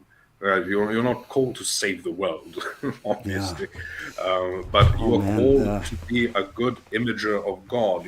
That is why in the Old Testament and in the New Testament, so many things are said about helping the poor, the widows, the orphans, right? The slaves, the oppressed. But and it's also what we mentioned earlier on with the liberals accepting drag queens and transgenderism. No, it's not saying go and go to a brothel, and invest money in it or something. right, yeah. Partake of the services, right? Yeah. No, not even that. Just go invest in so they get better, working conditions. Right. No, it's an evil thing. It's a sinful thing, and of course, I'm not trivializing that. We know that goes into dark places, but but there would still be an approach where you could go and so-called minister to or pray for or engage with on a different level. Not that a lot of Yes, people are yes, capable of that, but I think right. with there can be condemnation of practices without judgment and condemnation of people. Yes, You and know, we don't have time for this now, but it's how we conceive of thoughts coming from either God or from the demons, from higher noetic beings. They're generated by them. We don't generate thoughts, no, right? that's demonstrably true. Yeah, that we do not. Absolutely, no Yeah, one's experienced, a thought arising. You always say it just came to me that I should. This thought came to me, and yeah, we see that as not just metaphorical, right? And even right. the atheist would say, "Oh, from your subconsciousness and this and that." And Emergent properties. Yeah, yeah. emergent property, yes. Those bastards. That's such a weak Oh, escape. I mean, such a sneaky little term. I know. But again, as you entertain thoughts, you sort of grow in that direction. If you entertain demonic thoughts, you're going to be demonized. If you engage in godly thoughts, you're going to become experience theosis. It's called deification in the West. It's just whether you go from the Greek theos or the Latin deus, but becoming more like God. So that's also something to remember. And I think I wanted to make a point, but I again can't remember what exactly about. But it's about practice and practicing the faith, living the faith. It's what we emphasize constantly. There is no stagnancy. If you're in a place where you feel like everything is going fine, you should panic, because that means that even the demons think, oh no, we don't need to move him from this position. So it's this unease that should come over you when things seem to be very, very good. You don't experience temptation more than you usually do, right? Because this is something to struggle against. Yeah. And the growth comes from the struggles. That's why we had saints who even prayed for struggle. Because Right. they Some even perceived prayed it. for violent death. There's Yes. And what was it? Yes, an elder, an Orthodox elder, who said when a beggar is asking you for money, he's not asking to take something from you, he's offering you the kingdom of God. Because you helping him is you being an imager of God. You are participating in something good and godly. But reason very often tends to, jump in, and you start thinking, well, organized beggars, and that is absolutely the case. I'm not dismissing it. All sorts of criminal entities But that's on them. That's on them. That's not on you. Right, That's right. the Because point. you will be held responsible for being charitable without proper thinking about it. Maybe, or investigation. You're going to, go do an Go audit. follow him around. Yeah, try to do it. Yeah. I mean, And on the other hand, you're going to be held responsible for not helping someone, and you still wouldn't have audited him, right? Audited the homeless man who's holding a cup or something. Yeah. Well, man, we've covered a bunch of interesting ground here, and it took off from the perspective of the undoing. But I was talking on an earlier stream today to another guy who I trained in this work, that this radical undoing stuff, all it is it's undoing. And we use that term specifically to get over, so we're not talking about healing, we're not talking about therapy, we're not talking about adding anything to you. We're talking about, as brutally and as quickly as possible, and hopefully while having fun, removing removing blockades from the perceptual lenses, literally like detensing the muscles around the eyes, which prevent clear views of actuality. I'm not very knowledgeable in those regards. I know that, of course, there are involuntary muscle tensions. I've learned that when I studied something about practicing singing and all that people have. Yeah, you need to be able to move the palate and yes, and the larynx and the knotting in the tongue. The tongue is one giant muscle, right? And when they gave recommendations, feel around with your finger. You will feel like a knot, but you're not aware of it. And the only way you would become aware of it is by touching it. Yes. And I felt like there was, it was like a foreign object in my mouth. Right, it's like an alien. I know it has a life of Right, its right. own. That's what's so crazy. And so yeah, when you undo, so to speak, that's basically the core of the whole thing is bringing the unaware tensions of the body, of which there are so many, and it's kind of crazy when you become aware of them in the way you just said. I mean, I meet people where they're like this all the time. They're and you can see it, and it's absurd. I want to take a hammer or something, to it. But as soon as I make them aware of it, I have them intensify it first, so make it voluntary rather than involuntary. And then after a while, thrust it back down, relax it. And suddenly they're sitting there like, oh, like so almost ecstatic, because now there's range. Now there's more breath. Now there's less sense of emergency running through the brain. So the brain only has the state of the body to monitor. So when the diaphragm is tense, the ribs are tense, the throat and the neck is tense, for an example, the brain will read that, because what else does it have to read, and go, oh, well, historically, this means that something really dangerous is about to happen because the diaphragm's tight, and then it will trick the screen of the aware mind into searching for something to be afraid of. This is how people create. They'll fuck up their own jobs because they think they're going to get fired because their brain is reading tension in the body. Yeah, it's a self-fulfilling prophecy. Yeah, exactly. So it's super basic. It has, and it's sad I have to be cast into the category of coach or the category of spirituality and New Age spirituality and all that stuff. But it's like I have to exist there to even communicate something to people. And use psychological terms, but as soon as they come into my reference or become a client, I say, look, you can't use the term anxiety or depression anymore. These are garbage. They're confusing and hypnotizing you. We're gonna deal with it's brutal physical terms. It's trying to turn the soul into material thing, the spirit into material thing. Exactly. And it's like when I talked about God being transcendent and you trying to turn it into reason. Yeah. You can't have a science of the soul. It's not going to work. And the big part, as you say, is that when certain behaviors form you, and if you're tense, if you're constantly under pressure, it will put you in a mindset. It's why we also. Why I'm against introducing pews into the Orthodox Church, right? Because you make prostrations, your body is to participate. The fact that you lower yourself, or recently I was on a stream and there were people who were having problems with kissing the hand of a priest. They saw it as this type of emasculating, thing. But we are saying, what I said is, it would be similar to me going to an Orthodox church with pews, and there are those. And then just standing there, gloating like how you modernist bastards, I'm so much better than you because look at me, I'm standing, I'm making bows. How can you bow? You're sitting there. How is that proper spirituality on my part, or is it pride?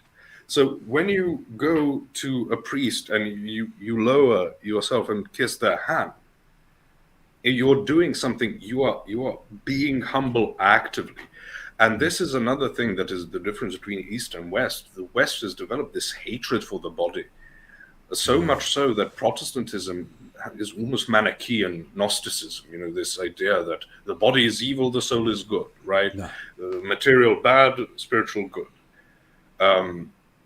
And we in the East don't consider you a soul with a body or a body with a soul or something like that. You as a human are all of these. Mm-hmm. And you can, just like you say, this is my hand. I'm not my hand, right? It's a part. And but the body will be raised as well. Is that correct? Yes, absolutely. Right, absolutely. So, yeah. In the eschaton, we will be returning to immortality, and it's a bodily immortality. Right. It's not you floating around as a ghost, playing a harp, and things like that. And but this hatred for the body, it's like you should punish it. And very early on, this isn't a new thing, very early on, Saint Basil the Great. So we're talking 4th century saint.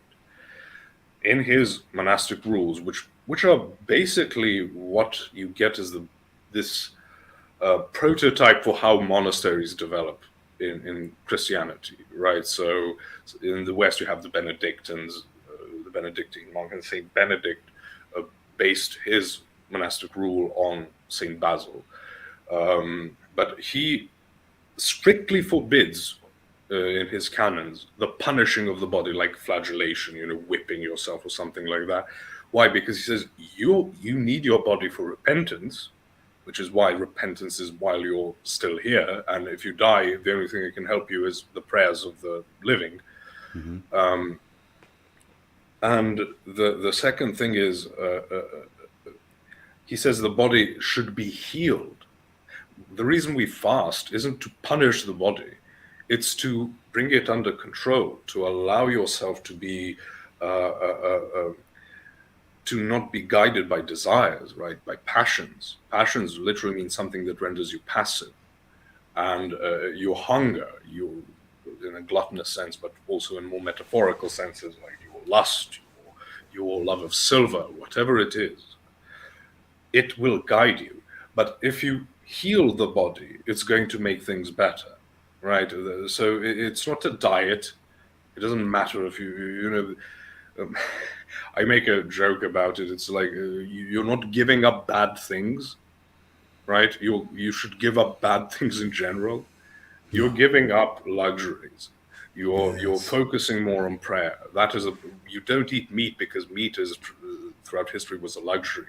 Before you had things like refrigeration and all sorts of methods for herding cattle and poultry, and unfortunately industrial production as well contributes a lot to this.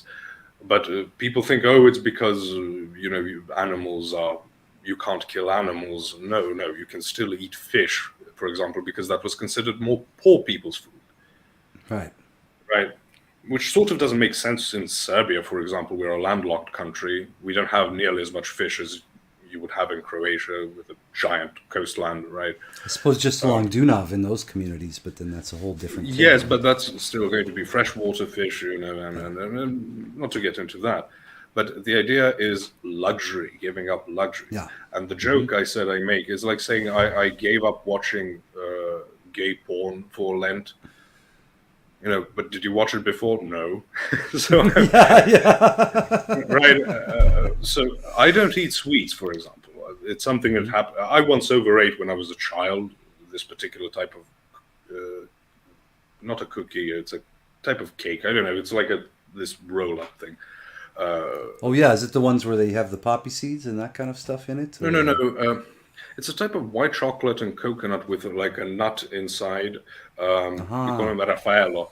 Raffaello. Of course, we have those. Yeah. Oh, yeah.